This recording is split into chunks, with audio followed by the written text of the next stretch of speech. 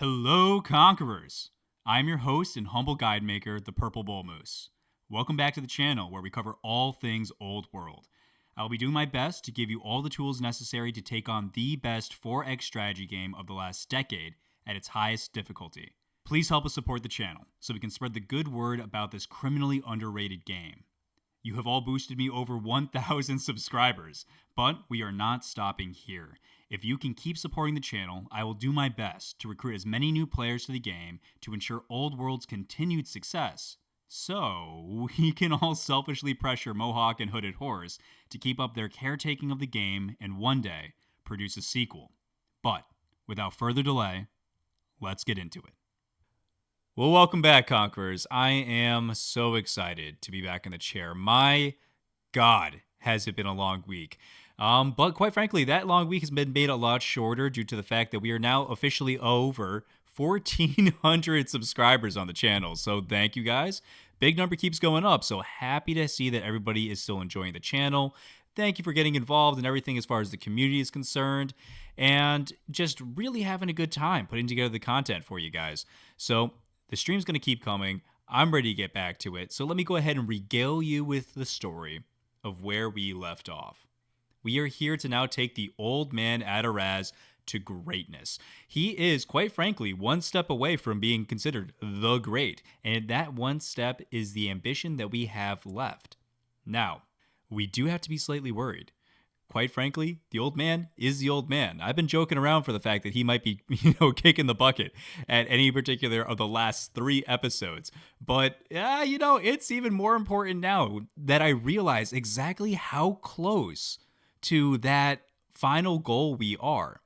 You see, the steals that we need to get to really make our capital kick off as far as the war machine is concerned is getting that top tier steal, which only comes if you have a certain level of cognomum. Now, for the uninitiated, cognomum is a term to refer to your leader, a title given to them, and each of them carry a certain weight. And what you need in your cognomum is for it to be worth 90 legitimacy. 90 legitimacy, which is a high marker. I believe there's only 2. It's like the magnificent and the great that actually gets you there. And we are right on the cusp. So if we just get us over the edge, if we just take Adaraz just one step further, I think it's a 50%. We'll double check it inside the game, but I think it's a 50% overall bonus to the production inside of that city, which would be massive because look at our self-imposed ambitions. Take them to greatness, decide on our succession plan, turn on the printer, and get ready for war. Now, I do have to say that I am ecstatic to see the amount of response that the poll that I posted online got. It's great how much you guys get involved in the community, and shout out to the community. So many good things to report. But the poll that came on through, I had you guys decide who you wanted to be in charge. And when we get into the game, we'll go ahead and reflect on your choice. But you guys decided to vote for Prince Abaza, the famed crippled warlord that we have stashed up in the north of our empire, who has been kicking the crap out of Greece and keeping them back across their lake. But before we go ahead and get back into it, to see where we left off, to see where we are yet to go, I do want to make an announcement. We have a all content creator game coming up this Sunday that is going to be streamed across a couple of different channels, all of which a post is about to follow up on the subreddit, on the Discord. I'm going to be posting it everywhere. So please come in and check it out and support these other amazing content creators that are getting together with me to put together a multiplayer game. There's not enough multiplayer game content out there. I mean, there's a plethora, but you have to kind of dig for it a little bit. This is to bring it to the surface. We have Alcaraz. He's a sage of the game, who I personally learned a lot from when I started out getting into Old World. He's the mastermind behind the Old World reference spreadsheet. It's a staple for anybody looking to master the game. Second up is the spirit of intellect, Scientific. Scientific is known by many of you as the ever-permanent source of information on the Discord and the subreddit. If you have a question, ask it and he shall appear. He is great for content with a cozy game style that brings to the genre, and you can find him on every thread inside of our community. Jams, a man of culture, working overtime to build up our little corner of the internet into a true community. He's actually the architect of the showdown. He got the ball rolling in the first place, and he's the producer of some really well polished Let's Play content. And lastly, Fluffy Bunny. For you guys who don't know him already, he is our olive branch to the rest of the dev community, and he has been prolific in making sure that all the content creators get a chance to boost their platforms. It's literally his job to be good at the game, everybody. So come over and watch probably some of these really well established gameplay. Basically, roll me over. If you think I'm good at the game, I hope that we learn a thing or two. Everybody learns a thing or two from watching the multiplayer. Now, I apologize. I will not be streaming it myself, so please, I will link to the other channels of the players who do plan on putting together streams on Twitch and on YouTube, whatever you prefer. And come and join us. Come and hang out. It's going to be a good time over on Sunday. Details to drop. I'll probably be putting it into the description of this video. And we hope to see you there. But in the meantime, guys, what you really came here for was to stop me babbling on and actually get into the content. So thank you for abiding by with me so far. Let's get into it.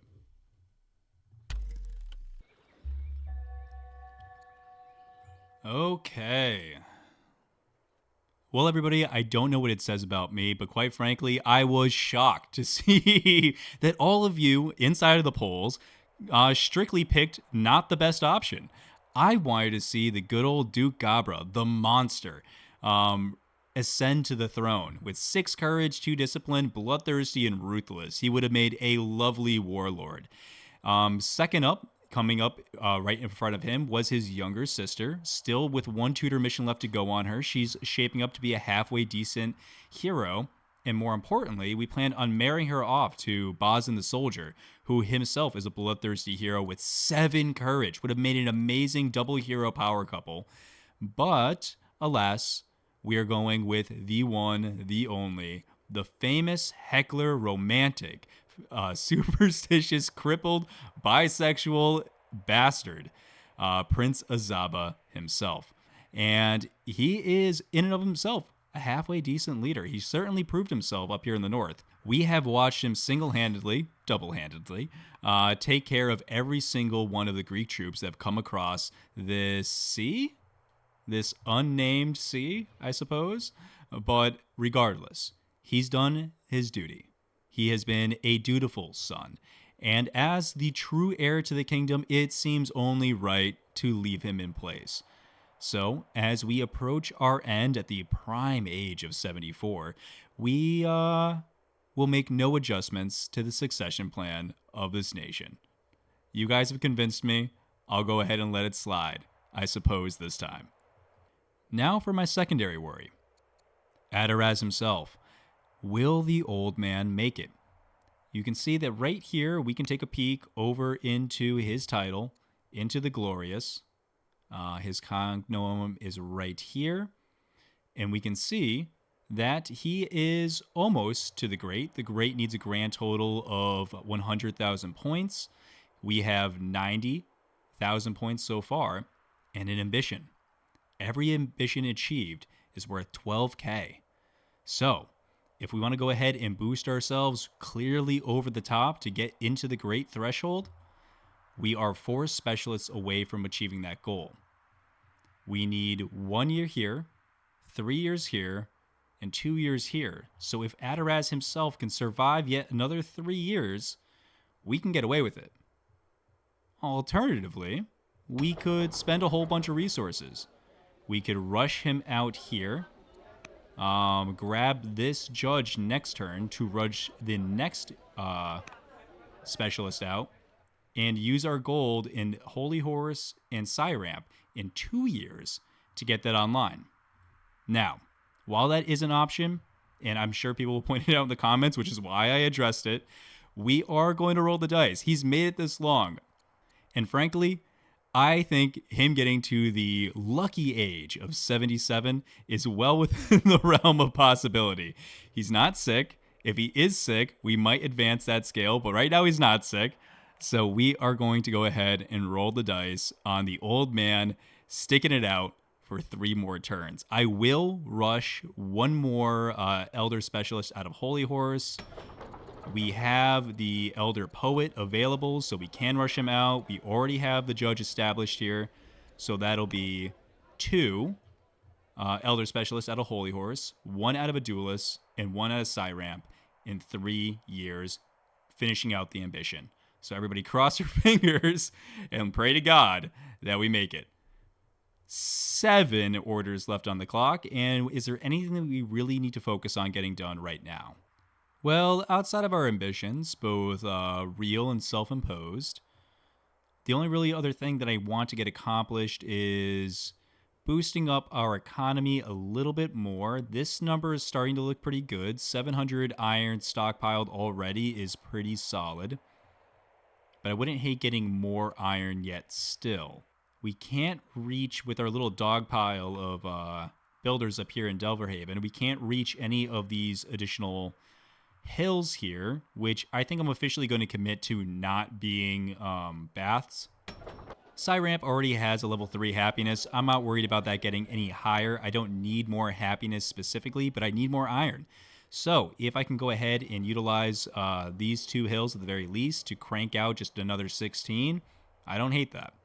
I can't reach that spot, however, so I'm just going to settle with coming here and grabbing a quarry, and a pretty decent quarry at that, because it's on our way to bringing our units back into the city in 4 turns to be able to build our legendary level improvements. We're going to see how strong those are going to be, because in 1 year, a duelist is going to have access to those as well. These numbers look pretty good right now, but they're going to be even better in a second. And frankly, once we turn off our specialist printer and turn on our military printer, our civics count is going to shoot through the roof, which is great, because I would very much like to kill our civic production. Our king is going to die. That is going to be 44 global, 15 inside the city that vanish overnight. So that's 60 carved out, nearly half. And on top of that, we're going to take that even further by getting rid of legal code, another 90, to pick up divine rule for the 5 additional orders that it's going to grant us. Frankly, 5 orders is super important. We only have access to 37, so that is what? A 1/7, call it 12%. And that's still a lot. That's still a lot. I'll definitely take it. And frankly, we need to be thinking about orders. We need to be thinking about war. We need to be thinking about our printer, because if we do end up rushing out all these specialists in 3 turns, well, we have Ruthless AI on. And that means our already tentative international standing is going to plummet once we get the negative bonus for being close to winning. I think it's something in the neighborhood of like negative 200 opinion across the board. So if we think people are kind of upset at us right now, well, just wait. Just you wait. And looking at the stat lineup, all of our neighbors are much stronger than us. Haiti isn't, but Persia is, Egypt is, Greece is, and Assyria is. And we're already at war with half of those guys. So, with the exception of Haiti, who I'm not that worried about, they are too far away and they're too busy getting the crap kicked out of them by Assyria. We, on the other hand, need to focus on taking care of our southern compatriots. So, lastly, up in North Fort, we're going to grab 1 more worker. We're going to use those workers to build forts up in these mountain passes, cut off these choke points to the best of our ability, grab all the rest of the mines down here in the southern aspect of North Fort. A couple of other farms certainly wouldn't hurt, but it's mostly just the defenses that we need to get up. We need to elevate ourselves so that way we can protect ourselves using minimal troops.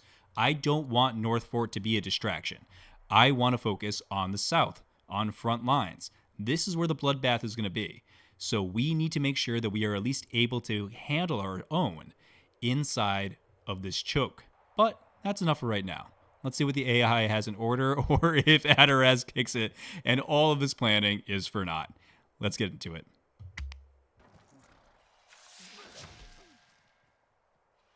Wow, Persia's just bleeding troops all over the place. Losing to Assyria. Come on, Greece. You gain another kill for me? All right. There we go. Yes. Yes, very good. Oh, and you brought a deposit. That's nice of you. Didn't have to do that. Battle line established. We have the queen. She is angry.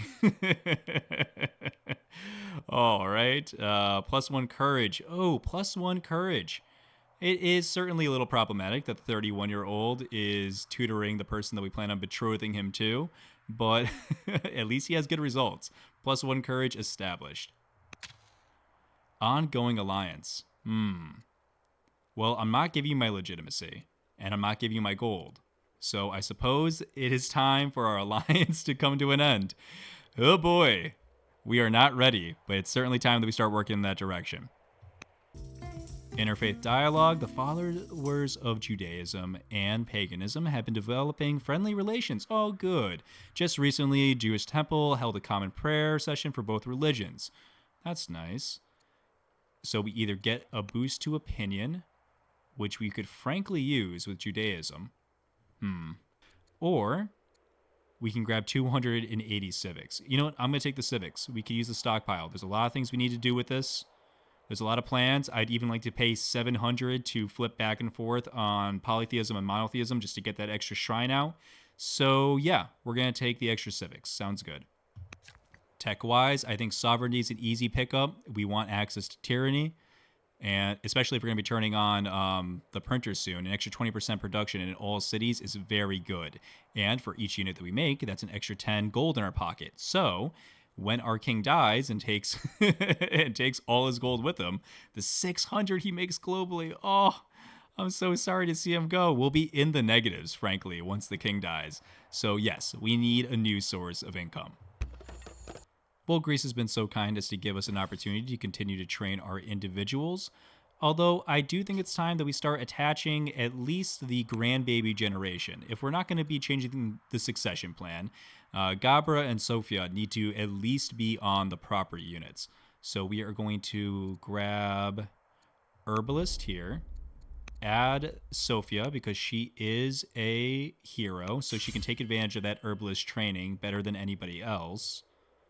And the wild thing is I actually don't have a spare unit. We have so many heroes.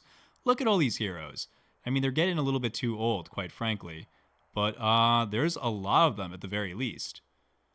But unfortunately, that means there's no current room for the Duke. And that simply won't do. So someone's going to have to get the boot. Well, the oldest one is down here. So we're going to go ahead and release this general, add a general, and add on the Duke. Get him assigned. Actually, before we assign him, let's go ahead and get this unit closer to the front lines. Now we can assign him. I want to get him up in the mix. If we can keep getting kills on all of the main,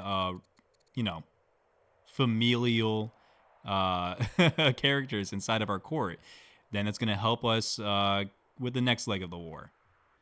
The one-day king is not strong enough to completely one-shot these guys, but he's damn close. 14 damage. My lord. Not going to say no to that. Taking a look over at Bazin. The trainer of our new brood of war. Look at all these grandbabies I got. We got one Duke.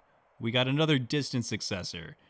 Wow. Just a full stack. And the Duke himself, the adopted Duke, is going to be able to enter school in 5 years. But in the meantime, I don't mind spending a little bit of orders and a little bit of gold to keep training up the future generals inside of our nation. Oh, wild. I've actually never seen this before. I didn't realize you can go for good old-fashioned incest. Is she considered a... No, she is not a courtier by any regard, but I can still tell him to marry his own sister. I've never seen that before. I wonder if that's new. I don't know how I feel about it. And in fact, I'm going to go ahead and avoid that. I don't like it one bit. And you know what? That's rubbed me the wrong way so much. I'm actually going to hold on to my civics. Yeah. Weird. Gross. Hard pass on incest. Leave that to Crusader Kings. A duelist is officially up to a legendary level city. So we are going to make sure that we use all our new toys.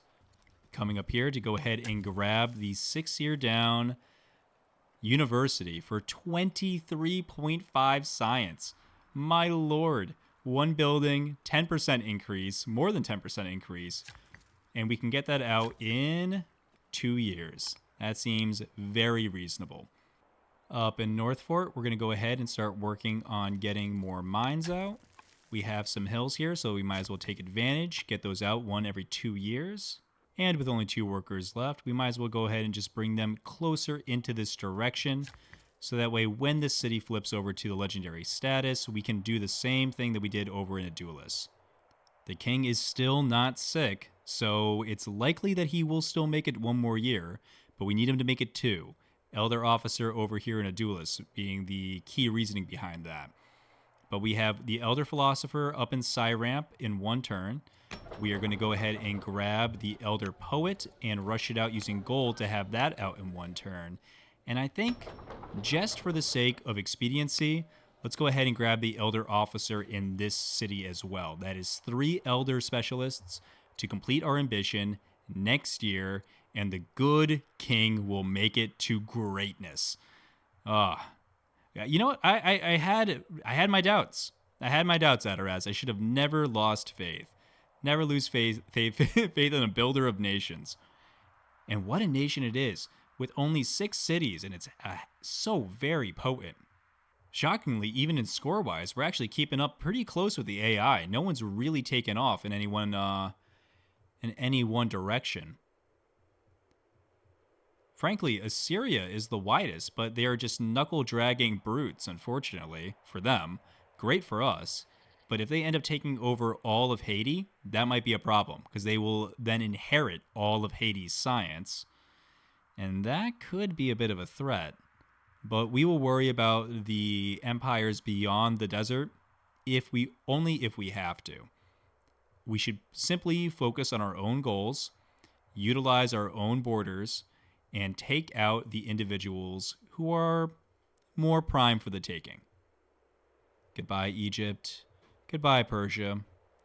And I think for the fun of it, I might try to take them both on at the same time and see how we do in the absolute slugfest.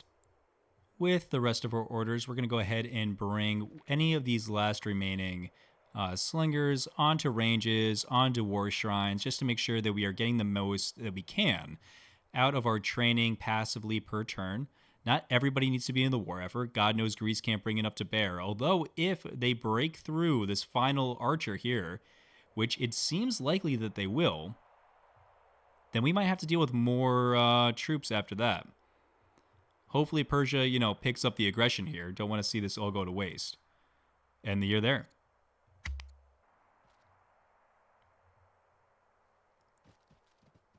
Full retreat? Coward. Oh, and a maceman. That's a little bit stronger. Earthquake has made a hill. We have sovereignty. And Haiti now has peace with Persia. Okay. Now known as the Magnificent. But wait. With 10 elder specialists. Oh, that's it? That's not going to put us over to great? Oh, man. What a ripoff. What more do I need? Maybe it just takes another turn. But you know what? We can't be too mad. Magnificent is exactly the marker that we needed to ensure that we're going to get the highest level of a steel available. Now, just because I want to make sure that you guys are aware of this, because it isn't actually available inside the tooltip. Any old king gets a steal.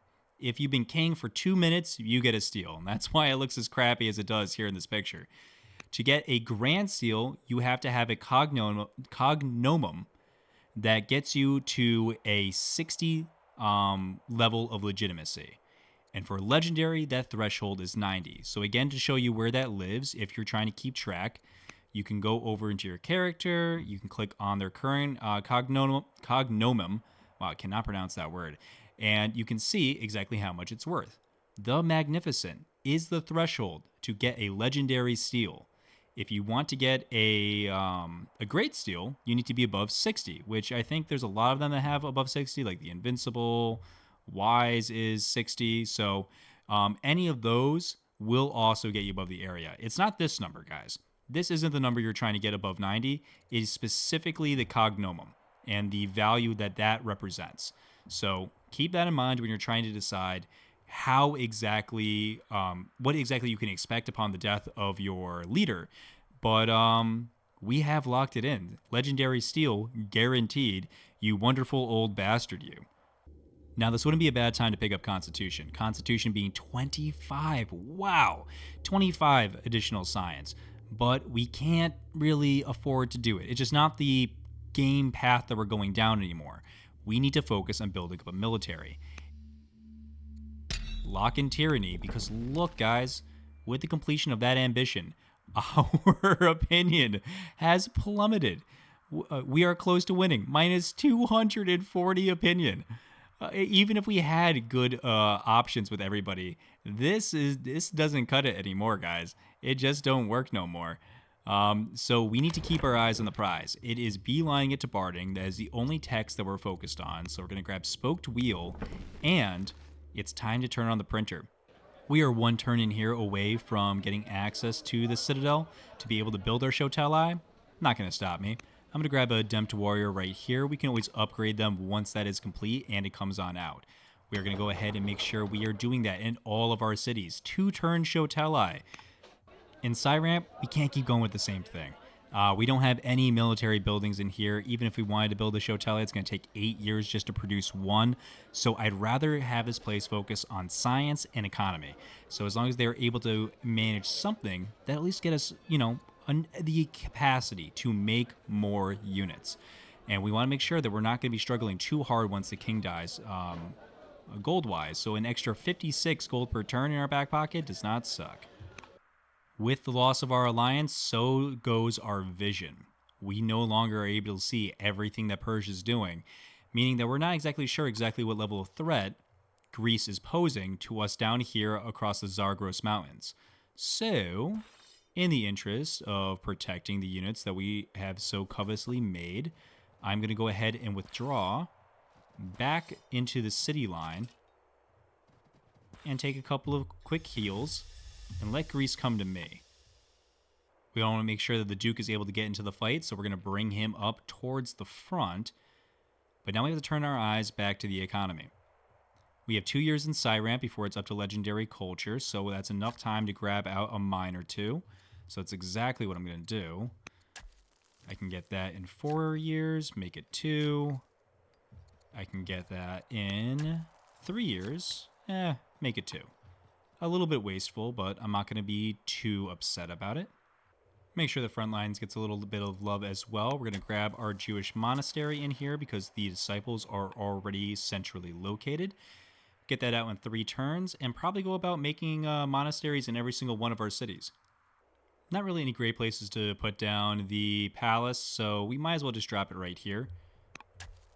6 turns, call it 3. Sounds good.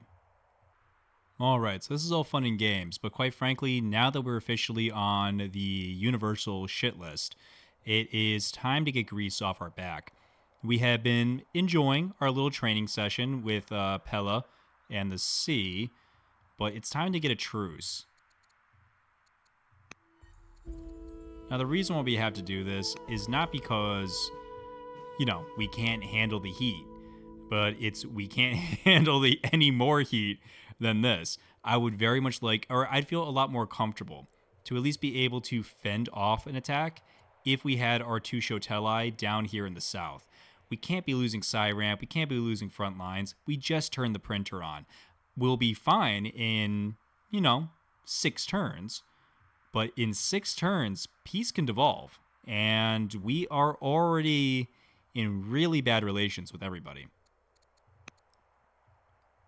It wouldn't be the worst idea to go ahead and try to make a little bit nicer with Judaism, just because that might slowly help keep Egypt from popping off. But outside of Greece, which is too far away from them, we are their biggest hit, so yikes. The old man thought he was really done playing politics, but just when you think you're out, they drag you back in. And you're there.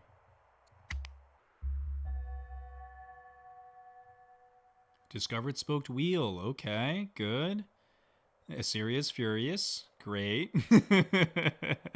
And now we're the great. All right. So maybe it just takes a little bit of a warm up turn just to, get the juices flowing, but I will gladly take the title of Adder as the Great. All right. And as the Great, to the bounds of your empire and beyond, all have come to know you as the Great. Shall we commemorate this moment in Aksum's history by pursuing a new ambition? Why, I think we shall. 3 universities? Nah. 3 palaces? Nah. 3 fairs? Nah. Gross. None of these say war. I mean, don't get me wrong. It wouldn't be the hardest to boost up Holy Horse's overall culture even further. It's already got plus 40. We can certainly pump those numbers up. We have master poets we can still grab. We have monks that we can still grab. Priests that we can still grab. However, all I'm interested in is the end game battle. So, even though architecture is right here, which means beyond architecture, we can go to vaulting, which would be even more culture. We are not going to switch into peace. I don't want to play peacefully. I want to play with my new Shoteli units. So, none of these say on our way to getting barbeding. So this is the shortest detour, and 800 civics in the back pocket would actually be really, really nice. Metaphysics, meh. Architecture, definitely not. Free court soldier, I would say yes if it wasn't for the fact that our bloodline, look at this. Look at this generation. We have 1, 2, 3, 4, 5, 6, 7, 8, all champion family in the next generation. It is going to be a bloodbath carried out by our bloodline. So I don't think we need even more generals. I think what we need is a civics boost. So we're going to go ahead and grab that. The Chancellor's seat is open, so I think we're going to go ahead and grab the Patriarch, throw him in there. He leads the paganism religion, and we have 2 families that are, well, pagans. So this makes him happy, which will make them happy. They're already friendly with us. They're already in our pockets. But let's go ahead and shove them a little bit deeper. Make any transition in power go that much more smooth. And it feels crazy to go ahead and grab XP on a 77. He made it to 77, by the way. I called it. Didn't have to rush out anything. But it feels crazy to grab XP on a 77-year-old character. But we're not going to try to get 3 legendary cities. So we're not going to get 3 fairs, palaces, or universities. It's just not in the game plan. So XP it is, I suppose. All right, so with Civics Boost coming next turn, I think I'm going to go ahead and pay for my sins of the past by flipping from mono over to poly and then back to mono. Why are we doing that? Because I want to grab 1 shrine right here to surround it by lumber mills, because that is going to be worth 5 flat training, which is going to get boosted by 80% by the 1, 2, 3. Oh, actually, we're missing 1 range in here. Got to get that down too. A lot to build in Holy Horse, quite frankly. But once we have access to 2 barracks and 2 ranges, it's going to be 80% increased on top of 5. 80% of 5 is an additional 4. So this 1, 2, 3, 4 side is going to be equal to 9 overall training. 9 training. That's huge. 9 training is practically 25% increase inside of the city. So going from taking it 5 turns to probably shaving off 1, and with maybe some hangover extra training production to flow into the next unit, that might even take it down to 3 turns to get that out. It's all about the printer, guys. So we want to get the printer going. So while we wait for that to come up next year with our Civics Boost card, we're going to go ahead and work towards getting our lumber mills at least started. And in that line of thinking, I'm going to throw 1, 2 units here to get the palace finished up. We already got access to our wonderful, wonderful university. And I'm going to send this guy over here to help out with building the additional lumber mills and the additional shrine. It's time to get Holy Horse into action.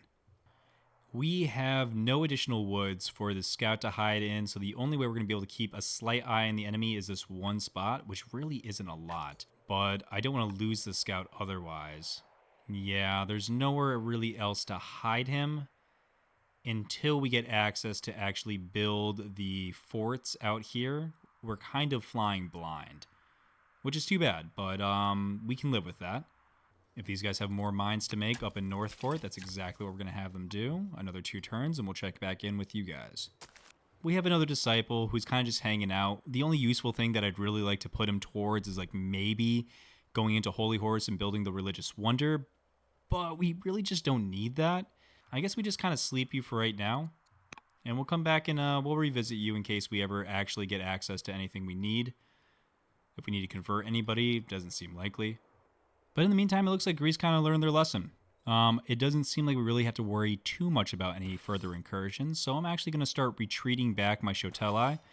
I do want them, and the prince, or I suppose the duke, to actually get into positions where they can A, be trained up on top of these barracks and the like, and B, if war kicks off against Persia specifically, I want to be able to defend myself.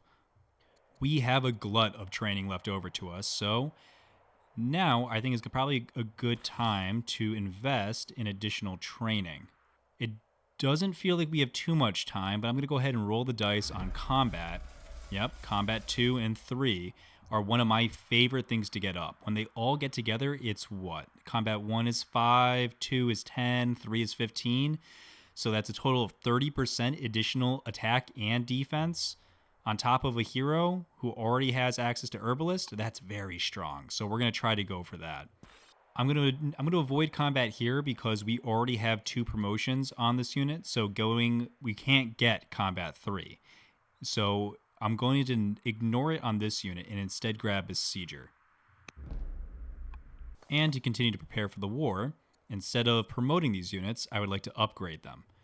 It would be nice to make sure that all of these archers and these slingers, and some of them are actually pretty veteran, are actually trained up to the fullest extent. So it certainly doesn't hurt to make sure that we have access to good units if the need arises. With 1 order left, I'm going to go ahead and put my scout up here just to see if we can get a better view.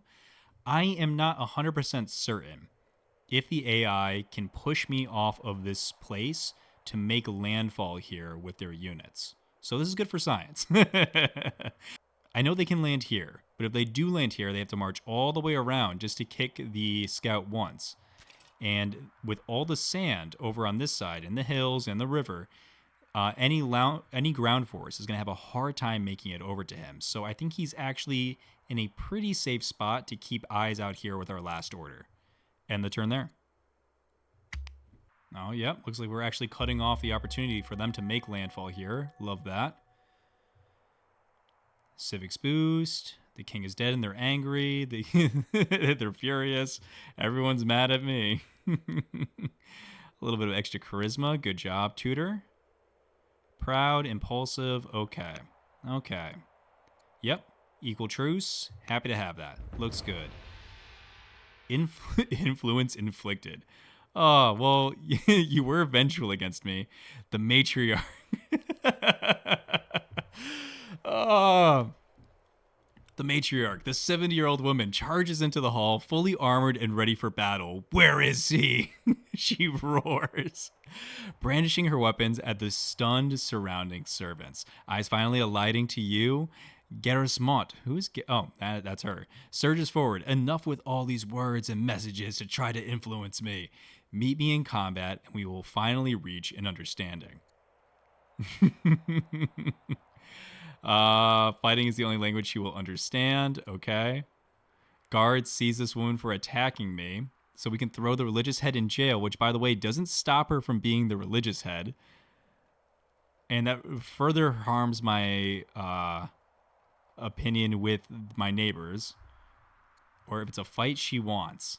And we both become wounded. Oh, God. Wounded increases my chances of death. Oh, you know what? Yeah, bring it on. I want us both dead. I want you dead. I want me dead. If it's a fight you want, you crazy son of a bitch. God, I love this game. All right. Just just retirement home throwdown, man. I love it. All right. The king has passed. We got a new queen. Time to befriend the new queen of Haiti. Don't really care. Become suspicious and I get free tech? Hell yeah. Hell yeah. 100%. New power rises. Sounds good. Actually, let's rewind that. Like, so when you have access to all of this stuff, you can either get overflow tech, which is good. I mean, it's fine. But if you are going to get overflow, you might as well get the tech down and be moving on towards the next thing. So, for instance, I think machinery is actually really cool here.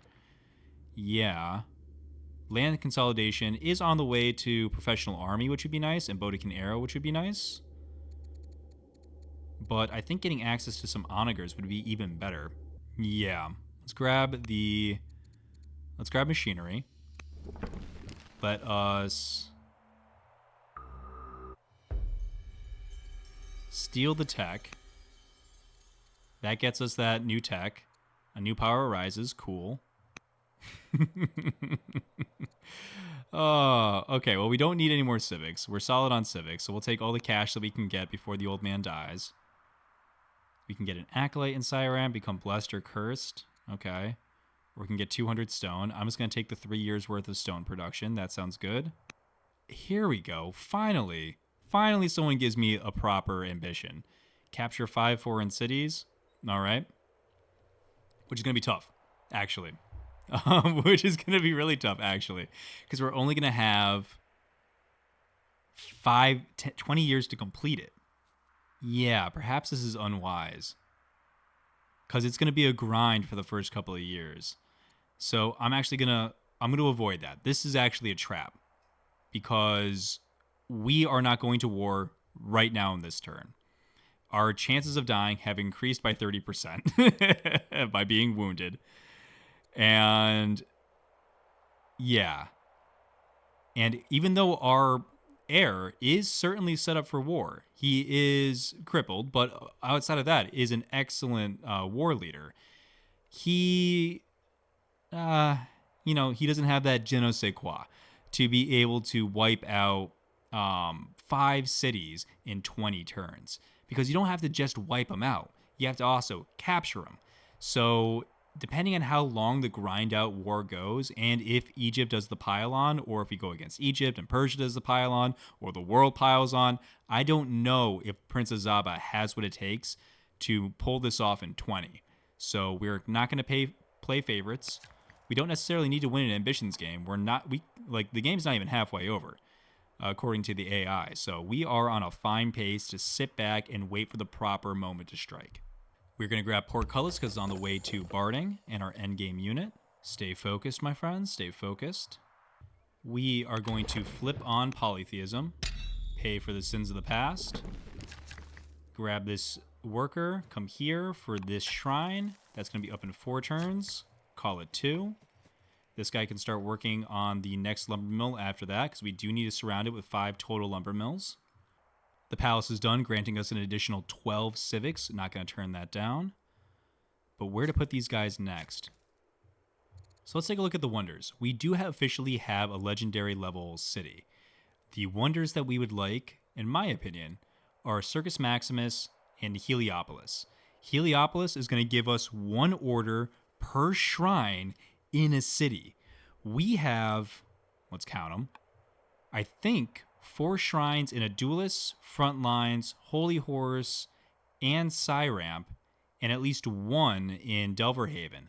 So that is 4, 8, 12, 16, 17 orders. That's a 17 order wonder. Not to mention however many shrines that we pick up from Egypt, who, went polytheism because they have paganism in most of their cities. So that is a whole bunch more orders, at least 1 per city.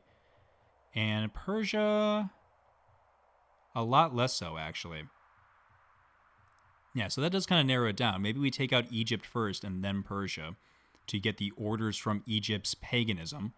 That sounds pretty good, the more I think about it. Yeah, because it's also going to feed into divine rule, which gives you in all cities one order per pagan religion. Now, we're not going to have pagan religions in all of these cities, but it's not going to be the same as Heliopolis, which gives us one per shrine, but that's still going to be a lot of orders. So that's actually really good the more I think about it. So yeah, Heliopolis is now my new pet project. Circus Maximus would also be nice, but we don't need that until we have access to Cataphracts. And that would be really good because it gives all new mounted units Swift. You know, pretty good. That's really just more like niceties than it is like a necessity. Heliopolis, in my mind, is now a necessity. I want this so bad. And it only needs to be built on is just an arid spot. So yeah, easy pickup. Yeah, okay, cool. Cool. But that means we don't really want to spend any more of our stone. Yeah, so I think we're going to hold on to our stone. Otherwise, I was thinking about building out hamlets, but I'm actually going to hold on to the stone. Yeah. So if that's the case that we're going for, we're instead going to build this pasture. We can get that out in 1 year. Might as well grab some more stone in the quick spots that we have that. Add to our amount here because we need what? It was 1,300 stone? 1,350? Okay. We should certainly be able to get that. We have some more places to build out quarries, so it shouldn't be too much of a problem. Oh, wild. The queen of Persia is my niece. I love that. Ah. Well, niece, hopefully you don't go to war with me. That would be much appreciated. And while I stand by the fact that I do not want to spend too much of my stone, I'm going to immediately break that rule and build out some forts here, I suppose. You can't build it on sand. But right here actually kind of serves the purpose just as well. It kind of, yeah, it'll block off this attack vector and this attack vector. They will be able to come this way and go over this hill because the river will stop the zone of control, but they will still just come here and attack. I don't think the AI is going to surpass this fort, so this fort will still be holding the choke point against both of these areas. Yeah, I like that a lot, actually. So we're going to have you building this fort here. We'll build another fort out here. And we need 2 units now to stop gap in these spots. So this one spearman will be enough to come here and fortify. And I will take a maceman in 9 turns to do the same up here. It's about all we can ask from North Fort. Well, Cyramp has done it. They've officially gotten up to legendary culture. So we're going to go ahead and fulfill the final plan. Grab the palace. Get that out in 3 turns. And grab the university. Get that out in 3 turns as well. Inside of Cyramp itself, I'm going to go ahead and build at least 1 onager. I think that's just going to help the war effort out a ton. Being able to lob shots in the opening salvo, if we are the one to declare war, is very, very good. But more importantly than having a backline is having a front line that can actually protect that backline. And because the king is now wounded, it is time to take him out. You are no longer the governor here, sir. It is time for good old Bazin the soldier to get in here and add to the printer. Before we go ahead and turn off monotheism, I'm going to come here,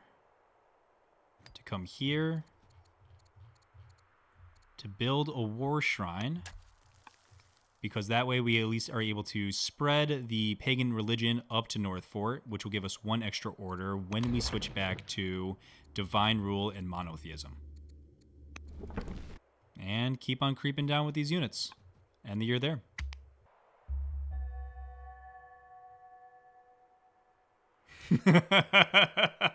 Finally. Well, finally we are doomed. We gotten everything we needed out of him. He lasted so much longer than anyone could have expected. Adaraz the Great, you will be missed, but at the prime age of 80, you will finally pass. Yeah, making a peace with Assyria sounds great. It'll make the religion a little bit happier, which will make Egypt a little bit happier. Or this person who's already vengeful against me will just become further upset. So, no. Yeah, easy truce, easy pickup. Josephus, the educated. Okay. Intelligent, educated, and proud. I wonder what because you're proud. That's where your other wisdom went. News reaches you of a suppressed Jewish rebellion in Adulis, surrounded and trapped in a cave. The remaining rebels refused to surrender and decided to die together. Why? Taking lots of determined who would be the next to be killed. This grisly tale is relayed by the last survivor, who surrendered himself to the authorities. This survivor, the erudite commander, Josephus the Educated, swears loyalty and claims that he has been visited by a divine revelation that you will lead Judaism to new heights. Oh, will you bring him to your court? What do you mean? Me to new heights? My guy, there's no way. I'm dead. Court scholar, okay. Court soldier. I mean, you're a judge, so I'd rather you have wisdom than courage. Well, actually, I think I'd rather you have courage. Yeah. Yeah, okay, because, yeah, add to the printer. Add to the printer. Sounds good. Printer go burr. Grab another Shoteli. Printer gets bigger. Let's go ahead and add another lumber mill. It's going to take 4 turns, which is brutal, but we will survive. I'm going to send these workers in to keep working on the printer. Grab a range here. I believe that's the last range we can grab. Get that out in 3 turns. Or though I guess supply 2 turns to the production of it. But as soon as the king dies next turn, no one gets the builder feat anymore. Oh no, I'll miss it so much when it's gone. Well, we can't really say that we didn't get a chance to build everything we wanted. I mean, look at this place. It's practically terraformed. No complaint there. Put the monks to sleep. We're not going to be utilizing them anytime soon. We'll come back and grab them if the need arises. And I guess bring these workers down this way. They can at least start working on adding to the breadbasket. We have another farm to get here, 2 more here. You can maybe even build more farms around here. Get these horses online. Lots to do still. Lots to do. I'm going to take this worker and bring him down here. If we're not going to be able to, I'd rather at least get this done in 1 turn than get them both done not next turn, because it would get slower because the many workers on here would get dispersed. So we can have them work on other things later. You know, there's still more quarries to get in here. We can maybe expand the mines out this way. There's still more to do. And you know what? I want my 11 orders. So I'm going to go ahead and switch over to monotheism, switch over to divine rule. Make sure that we get the 47 orders coming into us next turn, because it's now time to at least get prepared to be able to dig in if we do need to defend ourselves against a war. Thinking about the next leg of attacks, we are going against other nations, so Heckler is always going to be good as a promotion. Not a lot of woods that we're going to be fighting in. I suppose there's a little tree line right here, but besides that, it's pretty much wide open until we get into this one city in Egypt. So Ranger isn't worth much. Brave isn't worth much. Horsebane is kind of good. But I think I'm just going to take focus for that back line.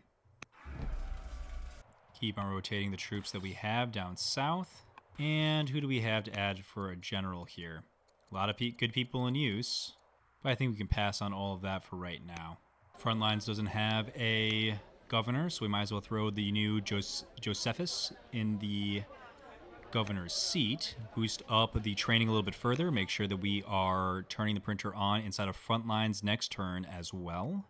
And finish off the turn by giving additional promotions to the units we have, following up on Combat 2, grabbing Combat 1, both very good, looking good.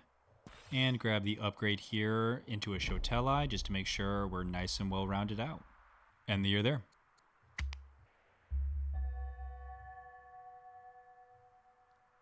Portcullis is up and running. Cool. I have finally died. Oh, rest in peace, you beautiful bastard. The matriarch is hideously scarred. She's still alive, but she loves me. She loves the new king. Oh, man. That's too funny. This guy's ill. Oh, the new duke, Saizana, capable of being tutored by courtiers. Okay. And the new king is severely ill. Oh. Oh, man. Okay. Interesting. He just got here. Near constant vomiting and diarrhea. Oh, buddy. 50 does not look good on you. Oh, man. Well, guys, I tried. I tried to make him the king. Long live. Long live. All right. Well, let's give you a little bit more courage to fight to the end. Shenanigans. Wow, 300 culture in a duelist. That's a lot. But at the cost of half of our gold stack, no thank you. Really managed to get our income up here, guys, by the way. Wanted to point that out. Looking really solid. No, I'm using that for warriors. So I want my gold. I want my steel. I could give food, or I can become proud. Yeah, I'm going to hold on to my resources. I'm going to become proud in my final ill-ridden, sickness-ridden year. Yikes. Saizana. Well, get us a little tighter with paganism. Certainly won't hurt. Or Judaism. No, Judaism loves us. Let's go ahead and grab paganism. And a legendary steel. Legendary indeed. Legendary indeed. Look at that. It is going to be a major training boost. Let me see it. Yeah, 50%. Oh, I'm so excited. All right, I'm going to put it right here next to the other steel. All right, let's make sure it's going into the right place. Let's not screw this up now. Not Science Ramp, although that would be a huge civics boost. Not Holy Horse, even though that would be a nice science boost. Into a duelist. So tasty. 14 trading. That is obscene. 100 training in the city. Oh my lord. Give me another Shotel. Print. Look at it. It's almost near full. That is so ridiculous. Oh god, you gotta love it. All right, tech-wise. We're still beelining it for barding. Still definitely what we want to utilize. We can certainly go for hydraulics. We can get access to ballistas, which will be great for holding our choke points. It'll give us access to mills, which will certainly get our economy up, and it would give us access to the bonus card of 2 free crossbowmen. So hydraulics isn't bad to get. It's a pretty good detour if we have to take a detour. The only other thing that I'm thinking of taking is not jurisprudence, although guilds is pretty good. And elites isn't bad. That's a lot of orders. That'll be 6 additional orders. But the only other thing I'm considering taking is goods boost. That's going to get us closer to Heliopolis. That's going to be more iron for the war effort. Yeah, actually that sounds really good. Yeah, talked myself into it. Goods boost here. We already have enough of an economy boosted up. We don't need the mills. I want to focus on the access to the troops that we do have. We don't need to be spending science on free crossbows. And the only thing that I really would be missing out here is the ballistas. The ballistas would be nice for these choke points. They would be really nice for these choke points. But it's not a necessity. We will certainly be able to defend our choke points well enough. Leading the next generation, and the ambassador meets with you to discuss court matters. She's been recently taken up the mantle of the family head of the Barrias. She converses with you on various issues as you stroll through the palace garden until finally getting the heart of the matter. My predecessor was rather pleased with you based upon all the correspondence I've read. I came here to see for myself what sort of person you are. Well, you're still young enough, although I might die, but influence doesn't hurt. Interceded doesn't hurt, but I don't want to spend my cash. And I'm not charming, so we'll grab influence. It's free. We got a new baby. Grown up to be a proud age of 10. Into tactics school with you. The ambassador. Let's boost our religious opinion a little bit. Don't hate that. At least get it out of the negatives. Immediately make sure you get trained. But we don't have... We put all our courtiers in everywhere. You are delivering us a lot of our economy. So I'm going to leave you. You're part of the printer, but if we take you out, I'm going to put myself in. No noticeable change here. Okay, good. And now we can use you to tutor the kid. Wow. 12, 14, 16, 10, 9. In 9 years, we are going to have 5 new generals? Oh my god. Well, the royal line comes first, so you're up, Duke. Spy Master is available. No one particularly impressive. So who's mad at me? Everybody's friendly with me? Well, I can't blame them. I can't blame them. You give me a little bit of orders and a little bit of family opinion, so I'll take you. You're only 31. That sounds good. Oh, and it's my daughter. Oh, this is my illegitimate child. Yeah, you know what? Let's get you in. Let's choose you. And what happens if I legitimize her? She's the oldest, right? So if I legitimize her, it would put her at the top. Yeah, that puts her at the top. That's a no-go. That's a hard pass. Can't legitimize you. It's too late. Oh, it's too late. 4 turns for Shotelai. Don't hate that. God, it's been so long since we've had a builder. I forgot what it means to like not have one.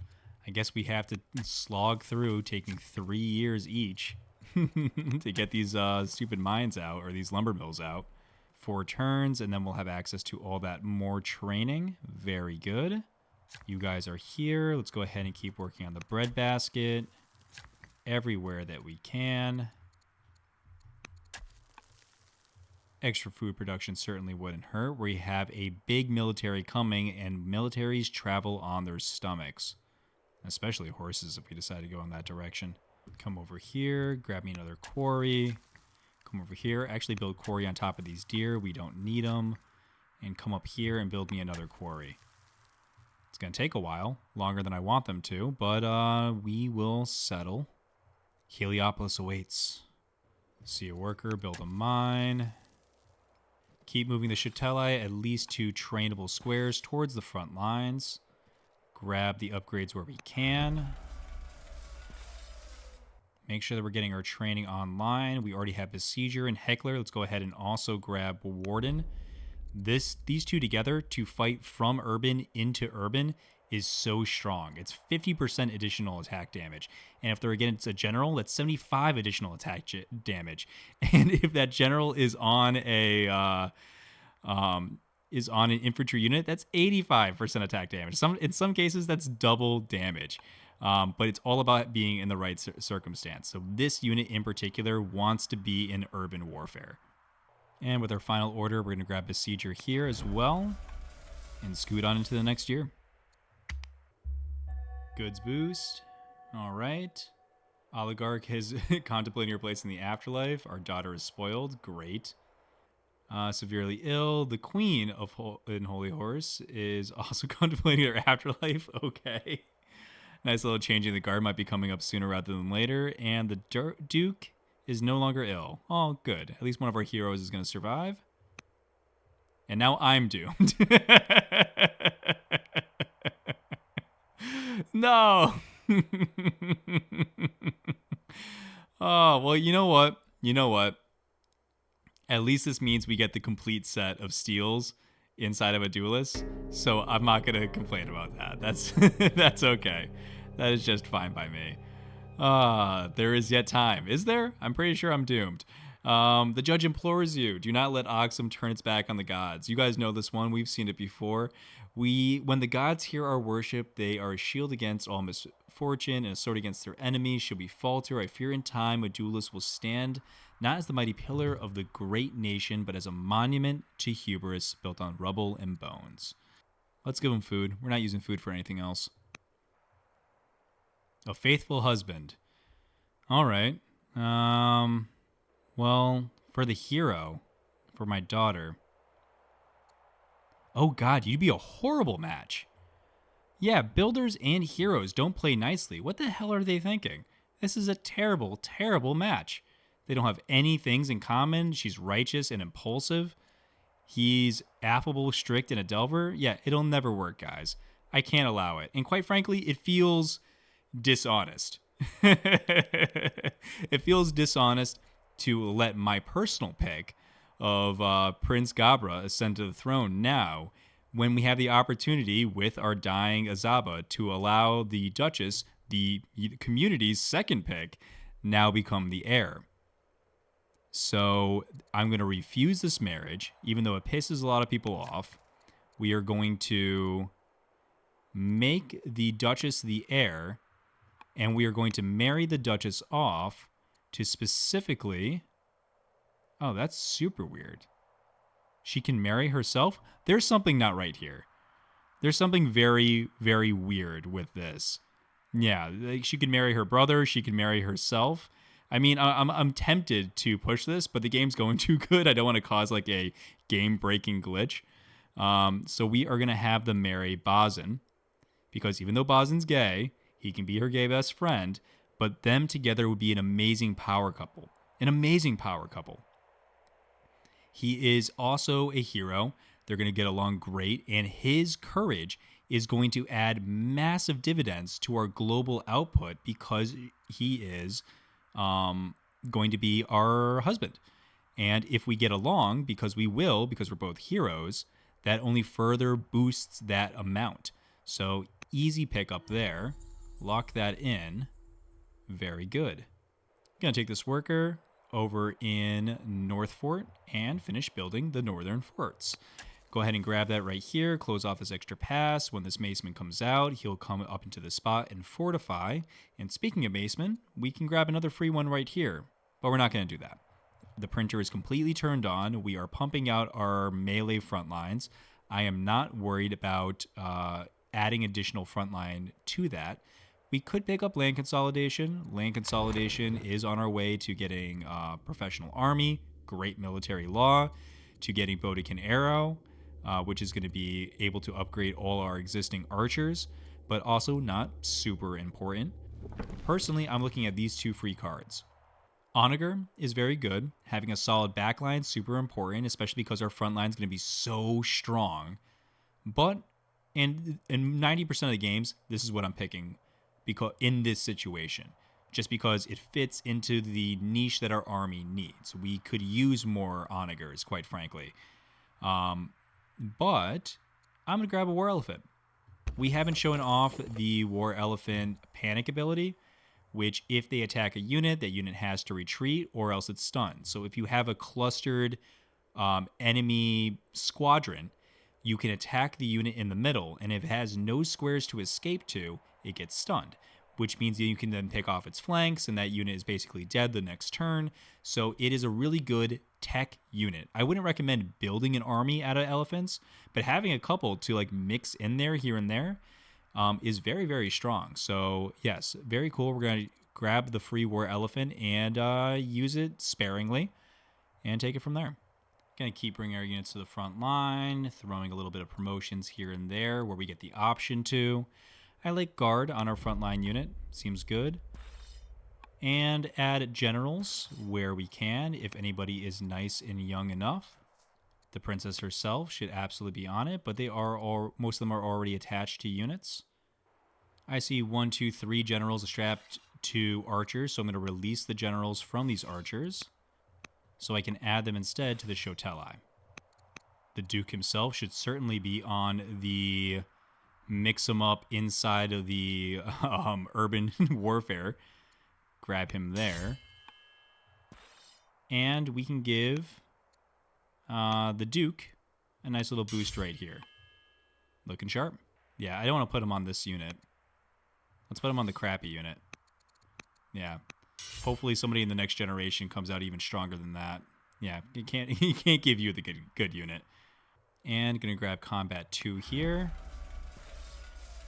And our training is now officially all dried up, but we've gotten some seriously nice veteran-style Shotelai now.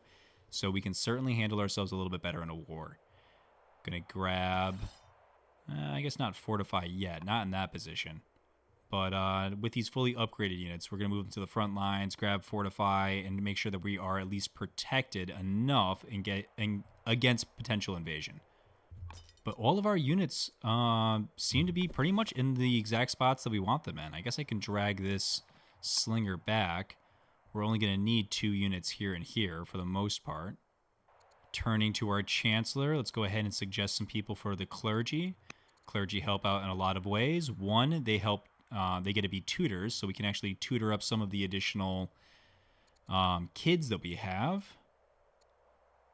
So we're looking for any heroes that are young enough.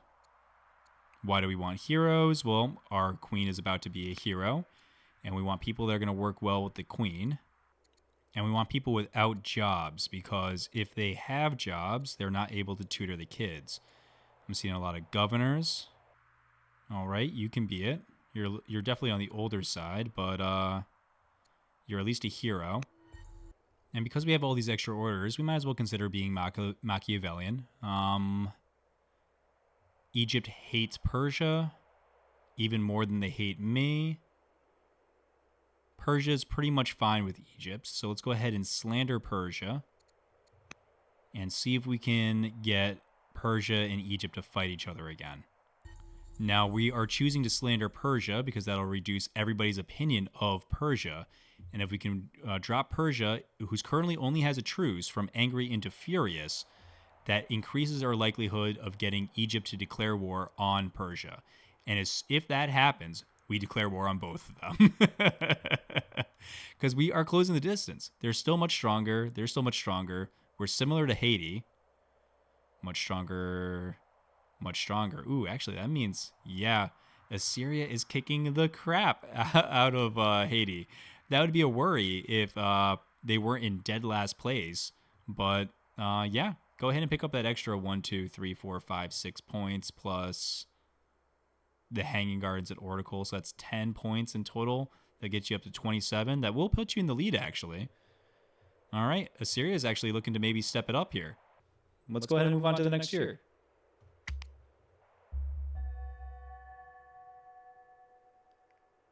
Well, not all kings last very long.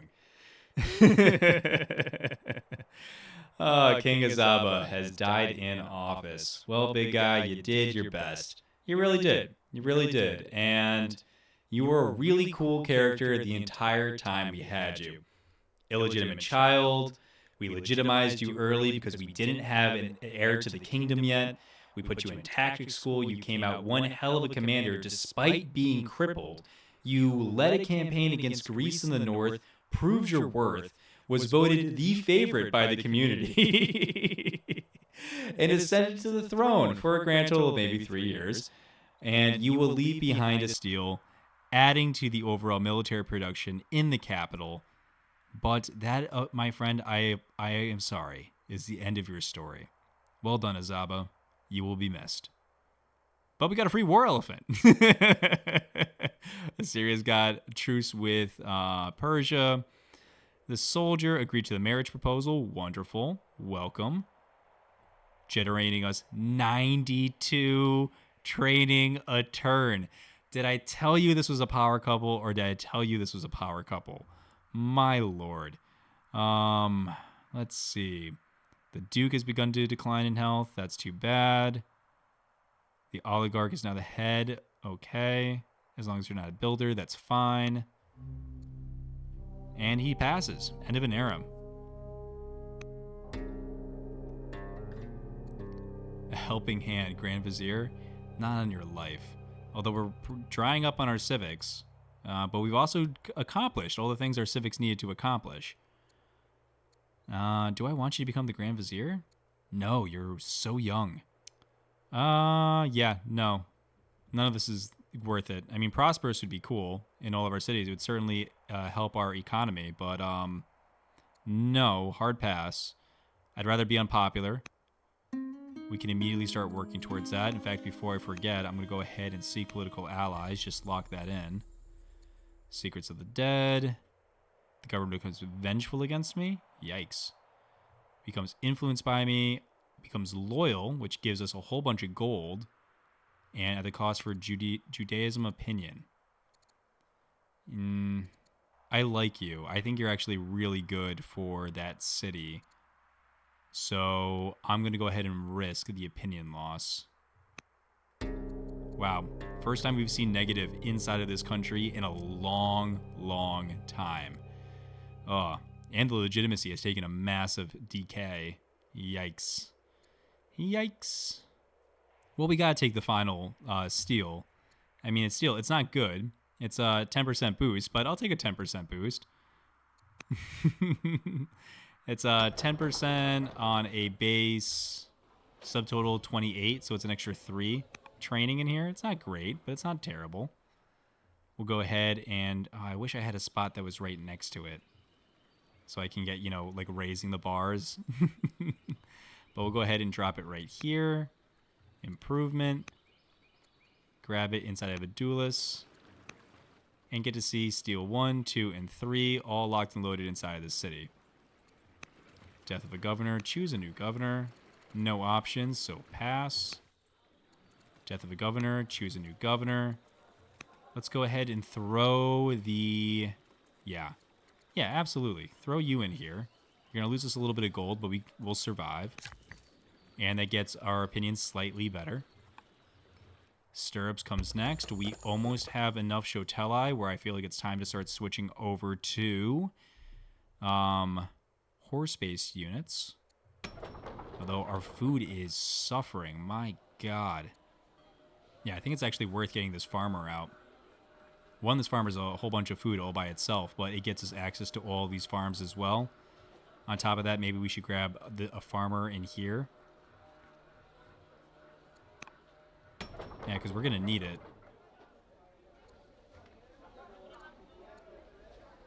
Yeah. Okay. Double farmers. It's weird for the late game, but I think we need to so that we can actually start taking care of ourselves and building up a cavalry sooner rather than later. But guys, we can think about all of that for the next game. We did our best. We had one guy who lasted 3 episodes longer than he should have, and another king that didn't even make it for the full episode. So polls be damned. Here we are. And you know what? I'm into it. We have a really, really good queen, a really, really good king consort. And I'm pretty excited about where we stand. I think it's going to lead to a really fun endgame war, but the printer's fully on, guys. Our military score has exploded. The amount of Shotelai we have at our disposal is massive, and in 2 turns, we're going to be able to start building our cavalry, even though we are going to upgrade them later into one of the strongest units in the game, the Cataphract. I don't know if we wait. We might kick off the war sooner rather than later, or someone might kick it off on us, to be determined. But we will find that out in the next episode. And in the meantime, happy conquering.